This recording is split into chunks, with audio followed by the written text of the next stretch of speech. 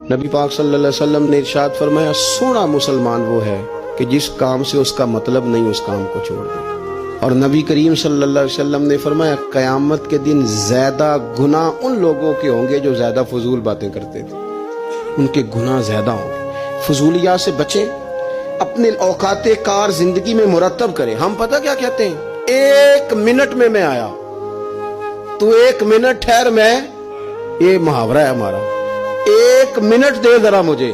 تو میں اکثر دوستوں سے کہتا ہوں کہ جو 1 منٹ ہے نا، اسے کیوں ضائع کرتے ہو؟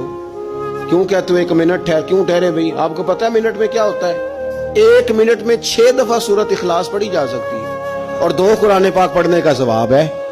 1 منٹ کے اندر 26 مرتبہ کہا جا سکتا ہے سبحان اللہ و بحمدہ سبحان اللہ العظیم۔ اور یہ وہ کلمات ہیں کہ نبی پاک علیہ السلام نے فرمایا زبان سے کہنے آسان ہیں، میزان عمل پر ان کا بڑا وزن ہے، اور یہ تمہارے رب کے بڑے پیارے جملے ہیں، اللہ کو بڑے محبوب ہیں یہ کلمات۔ آپ دیکھیں سبحان اللہ، الحمدللہ، اللہ اکبر، یہ کتنی دفعہ پڑھا جا سکتا ہے؟ 1 منٹ کے اندر کئی دفعہ پیار سے ماں باپ کی زیارت کی جا سکتی ہے، اور جتنی بار زیارت کرو پورے حج کا ثواب ملتا ہے۔